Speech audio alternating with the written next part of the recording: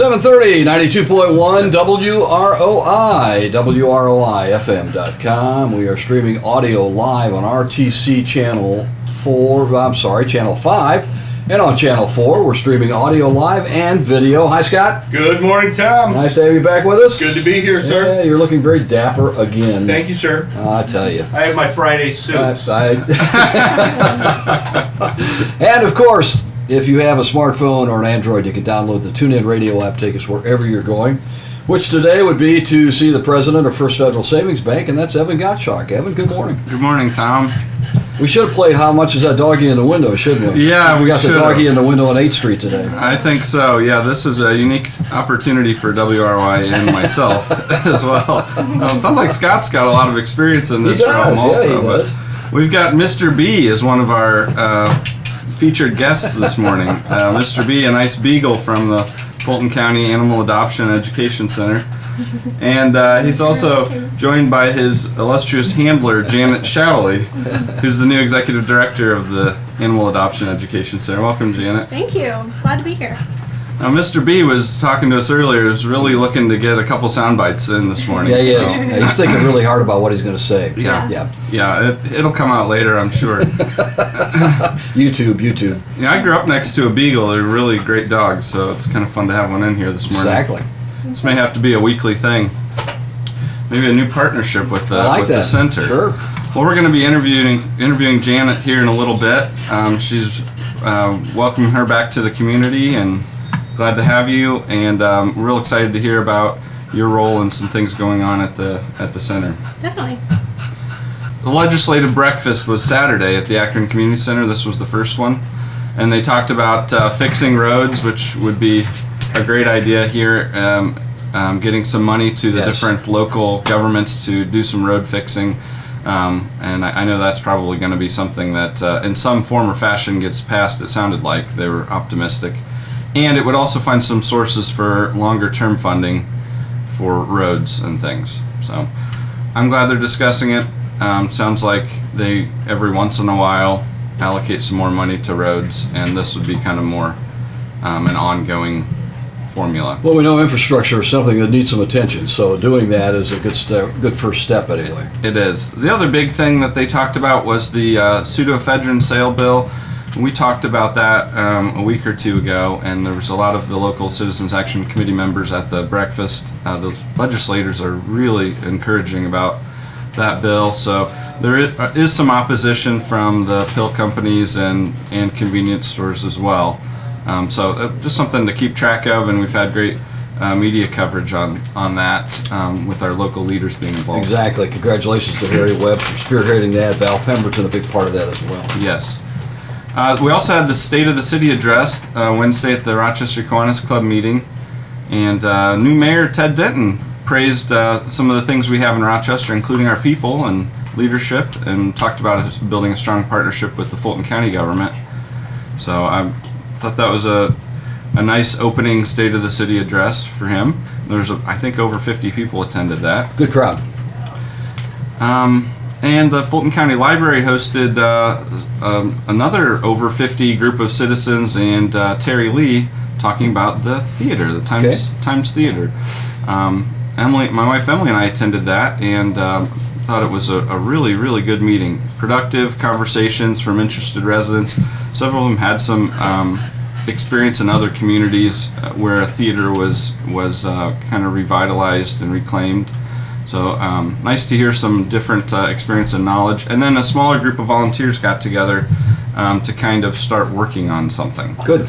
And first thing will be visiting the theater and determining maybe what the best use might be for it. And so I thought that was really encouraging, and there's a lot of community support for that starting. So good. Very good things, and it's nice. I know Amy Rowe was talking about this when we had her in, and all since she's been back in our community of bringing groups together.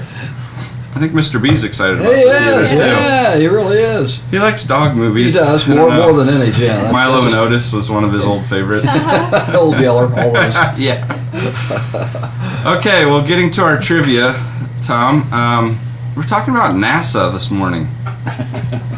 I pull these out randomly. Okay. So enjoy the ride on this. We're looking for.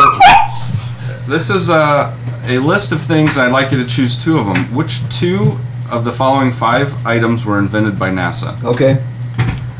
Baby formula, Okay. electric razor, computer mice, and that's in honor of the Animal Center being Right. here, of course. Right. Hand warming packs or LED, which is light emitting diode. Okay. Those are lights. So baby formula, razor, computer mice, hand warming packs, and LED. Think about that a I little. am. I'm already begun to ponder that. As I'm discussing interesting items here during the show and you're thinking back, if you need me to recap that list as you're working through it, feel free to ask. Usually they only get 4 or 5 songs, these groups that come Right. on, and they've been bringing a lot of people on together, which Right. kind of mixes up. That one was real memorable for me. I think that was in 2002 or early 2000. Prince was pretty fun. Did you like that one? Prince is good. He's a good musician, and that was pretty neat. And then I was reminded about the Michael Jackson one in 1993. I remembered seeing that. Wow, you I know? had forgotten about that. Yeah, he brought Yeah. all the kids on, which, looking Yeah. back, that was before some of the Allegations. shall we sketchier say, allegations. Yes, but that was a big show. You know, I think 100,000 people were there watching that, and he was probably right at the end of his heyday. Okay, I was also reading a USA Today article about the best plays in the Super Bowl, and I was going to go over the top 3 with you, see if you remember these. Okay. The top play, according to the guy that put this article together, was last year's interception at the end. Oh, really? Malcolm Butler from the Wow. Patriots Okay. picking off Russell Wilson with 20 seconds left when they were on like the 3 or 4 yard Yeah, line. they were driving. Everyone was upset with the coach for not running the ball with that crazy running back the Seahawks have, the beast mode guy. Lynch. Yeah, Marshawn Lynch. And then they decided to throw it and got picked off. So that was surprising to me. It was a big play. And then the Giants' David Tyree helmet catch. Oh, what a catch. That was probably What a my catch. favorite one That of was recent really memory. cool. Great catch. 59 seconds left, just to remind you guys. And they Eli Manning's running around for his life. Launches it in the middle of the This field. launches it, right. Just a huge halo pass and triple coverage, and the guy somehow caught it. That guy wasn't even a famous receiver, No. and he kind of washed out quickly after, Yeah. but big moment for him. And then, of course, this one was really memorable. Back in the 90s, the Bills' Scott Norwood missing the 47-yard field goal wide right Right. with 4 seconds left. That was the Bills' first trip, and of course they went 3 other times and Never won. Never won. No. So those were Never kind won. of interesting memories. This week, of course, they're doing the Pro Bowl. They used to do it all the way after Yes, the Super they did. Bowl, and no one really. No. The players and love still doing the nobody Hawaii. really cares, I don't No, think. no, I don't think so either. So fun to think about the Super Bowl coming up, and it should be something everyone's interested in watching. Upcoming events locally. Fulton County Community Foundation is planning its 18th year of Give Your Heart to Your Community Valentine's Day event. That's something WROI is part of, Tom, We are? and also RTC Communications. We thank for those partnerships from the Community Foundation. It's February 12th this year. It's a good way for people to celebrate Valentine's Day and make a contribution to your local charitable organizations. Bet. Double dip there. You can make a donation to the Community Foundation fund of your choice, and in return, a Valentine's sent to your special someone. So you can call Brian Johnson at the Community Foundation, 224-3223, and get an order put in, or you can go to www.nicf.org, and you can get an order form there. So please consider that a really fun event. It is. It's a nice day. Couple-hour broadcast, I Right. think it is, we just love doing that. Okay, Caston High School seniors are sponsoring a chicken and noodle dinner from 5 to 7 tonight, and that's before the JV and varsity basketball game against Pioneer. It's a $5 dinner, and you can purchase tickets at the door. You don't have to get them ahead of time. Okay. And the Psi Iota Xi local sorority father-daughter dance is 6 to 8, February 19th at Grace United Methodist Church. If you are a girl aged 3 to 5th grade, you can enjoy that event with your father or a significant man in your life. I know you're looking forward to it. I am really looking forward to it. My daughter Jane has been talking about it since the day after last year's. She actually told my wife Emily, "I wish there was a father-mother-daughter dance." Ah, there you go. I said, "Well, that's another opportunity for a group to put on, I guess." So $15 a person, but what you get for that is a printed photograph, and there's an ice cream bar there you can enjoy, cookie decorating, crafts, and of course dancing. The dancing was the big hit last year. Sure, I bet it was too. Yeah, I wore the wrong shoes, so we'll be making that Well, change. you won't make that mistake again. No, I'm a wiser man this year. That's right. And we were there the full 2 hours, which was also not quite expected. So had a great time. A lot of people there. Had a good time visiting with everybody. And after the initial break-in period, Jane was off like a shot with all the friends, and I got to visit some of the other dads. It's pretty great. You can get tickets at the Sentinel or from any Sci member. I just saw this when I was at the library this week, the new art exhibit in the gallery at the Fulton County Public Library. It's highlighting work by Don and Kathy Kegery's paintings. Really, really nice looking stuff. They have done some great work over the years. Catches your eye as soon as you walk through. It's got across from the children's area. And they were Akron Area Arts League Artists of the Year, too. So from the Kewanee area. Fun to recognize the art that they're producing. And if you're in the library, take a second and look at that. They're having a public reception for the Kegery's on February 5th from 4 to 5:45 at the library. There'll be refreshments there also, so go recognize them and enjoy visiting with them. Got flowers for the Fulton County Walmart this morning. They donated $2,500 to Hoosiers Feeding the Hungry. Have you heard of that program before? I have not.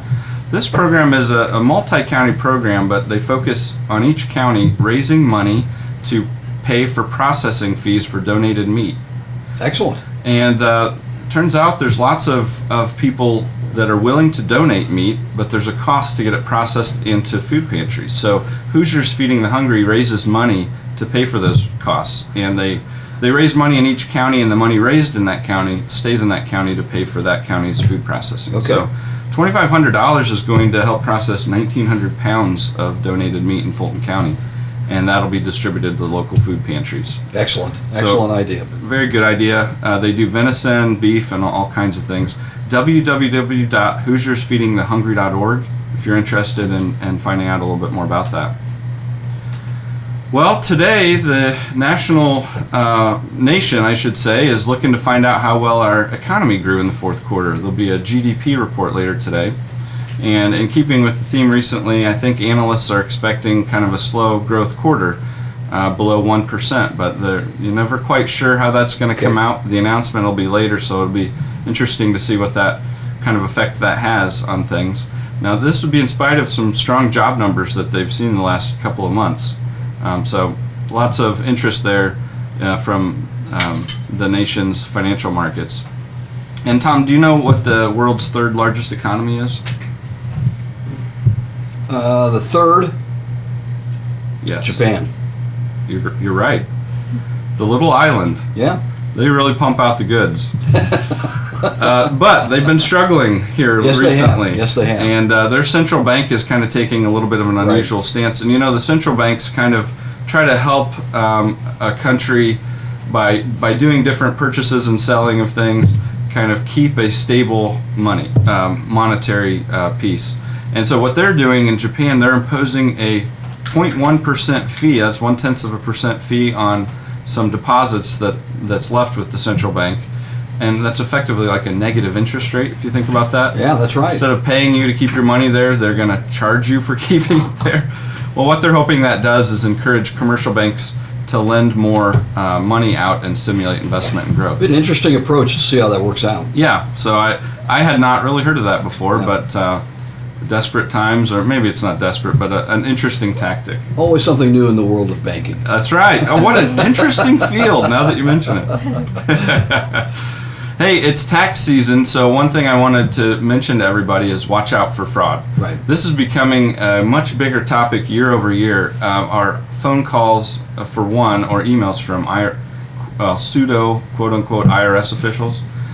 The IRS has said many times they're never going to initially contact you by phone or email. You're going to get something in the mail, U.S. Postal. So be really aware of this. Scammers masquerade as IRS officials, and they threaten you with fines and audits and arrests, and they try to get you to wire cash immediately.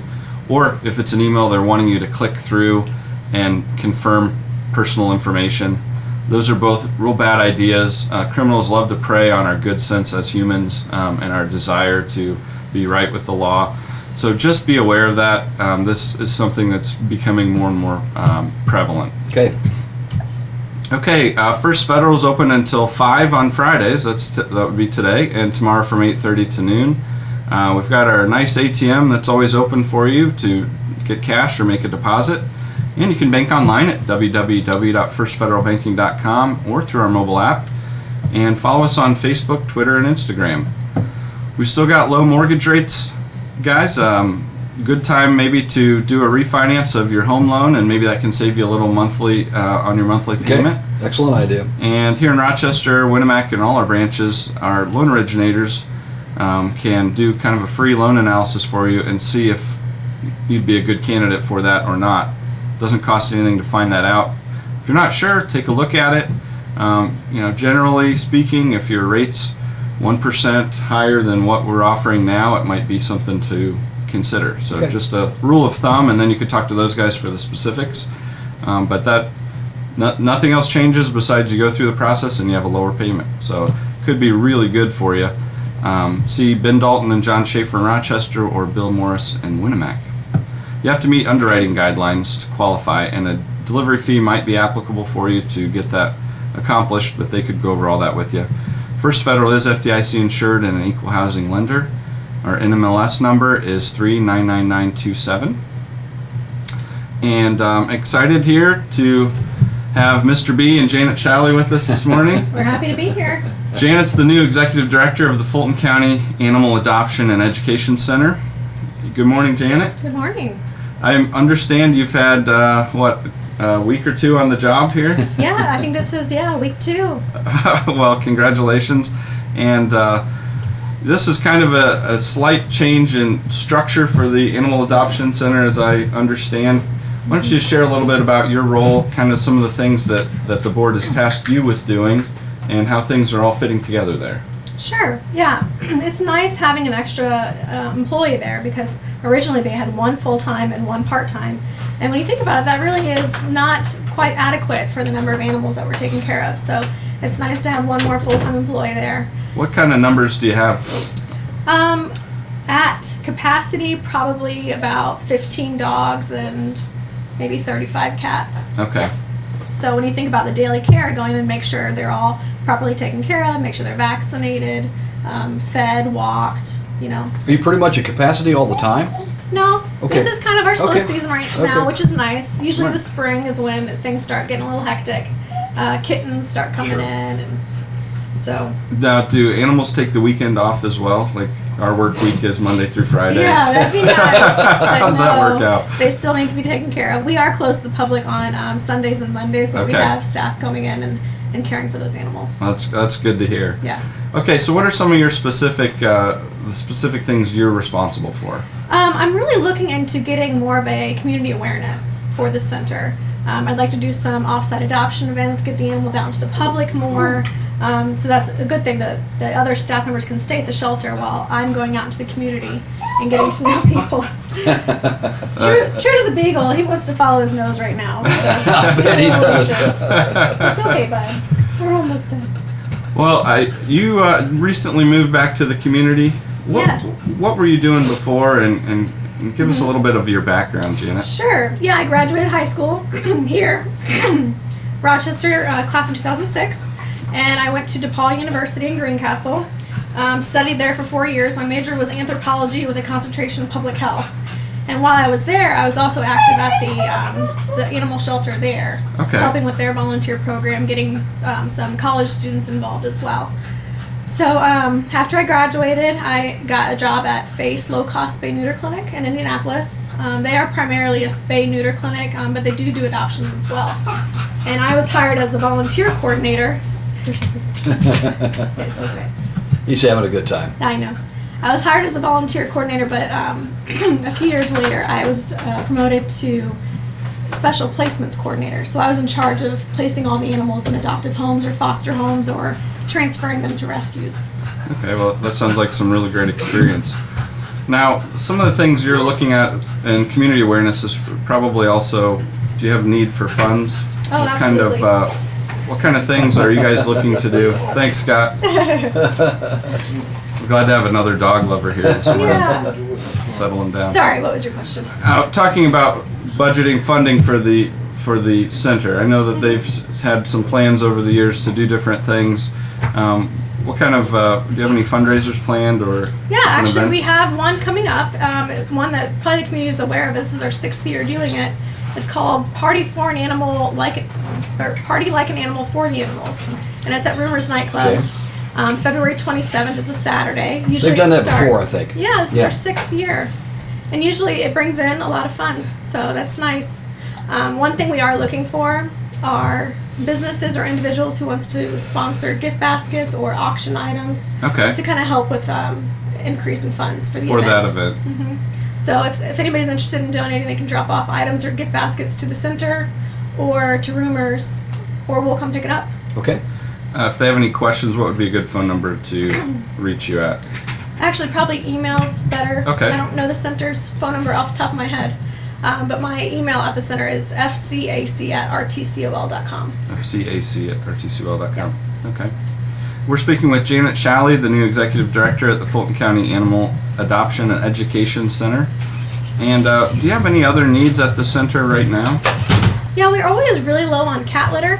Oh, People, I don't know, people like to donate the food, that's fun, but people don't think about the kitty litter, and we go through that a lot.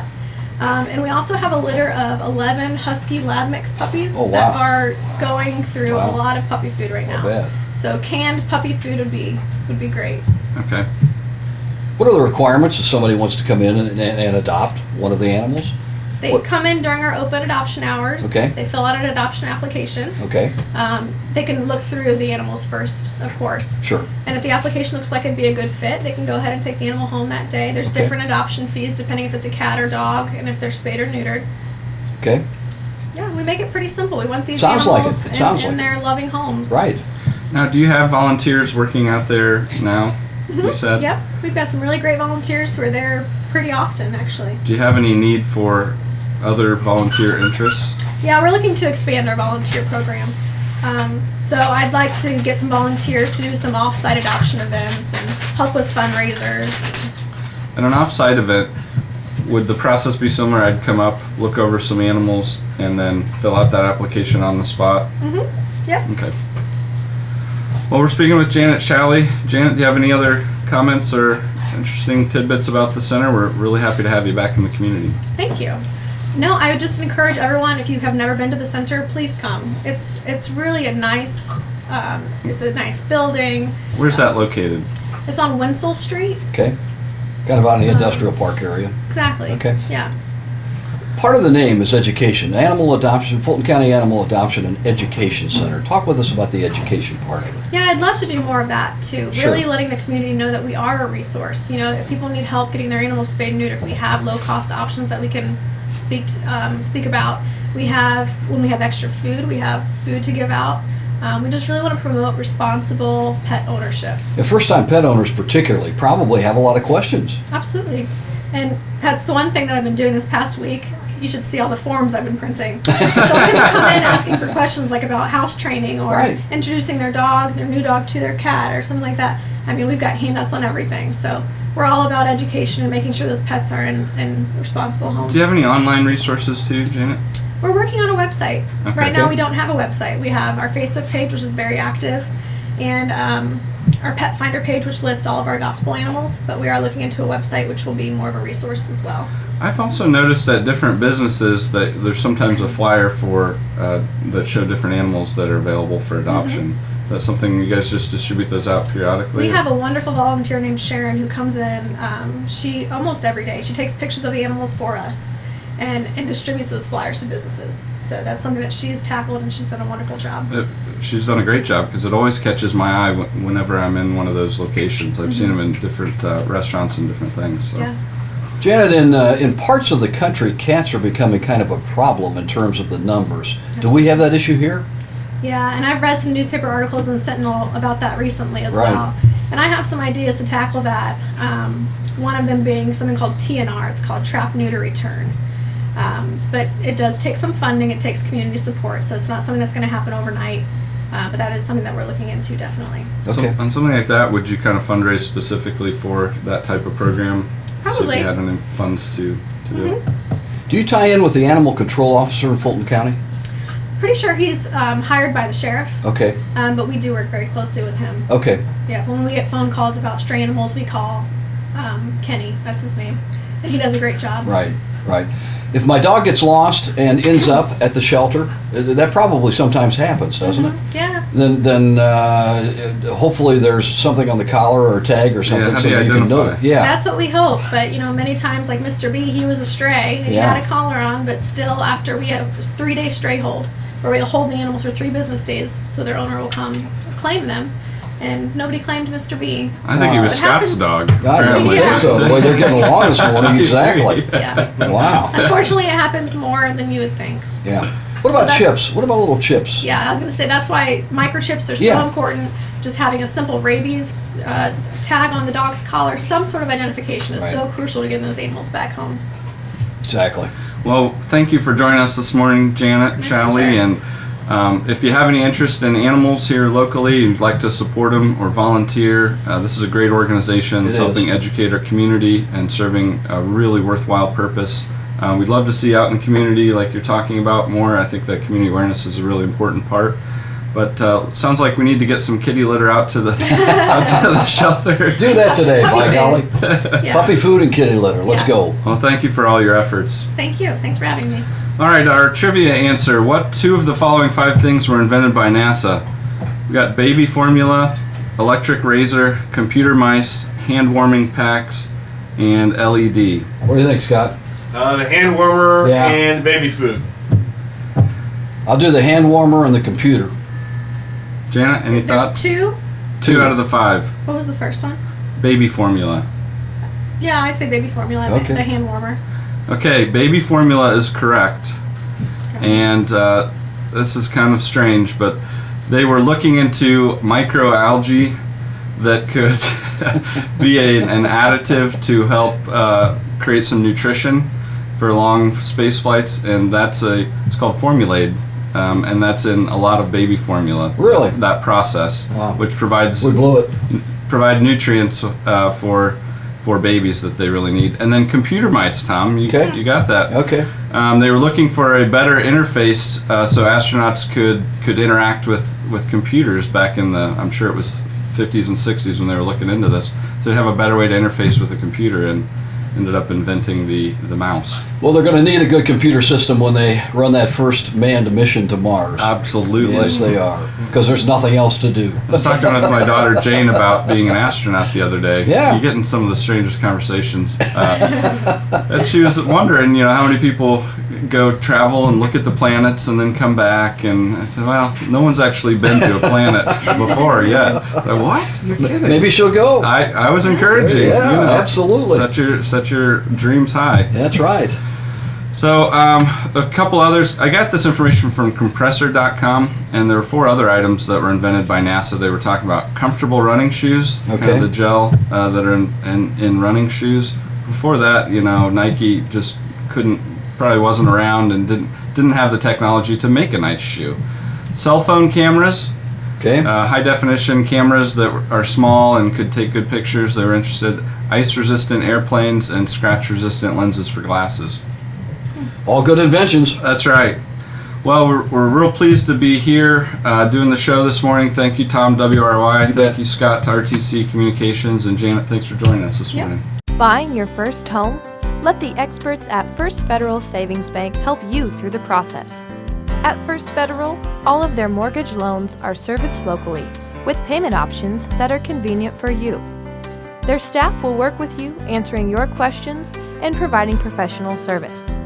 First Federal will even pay standard closing costs for qualifying first-time home buyers. Just another way First Federal takes care of you. Your local mortgage lender.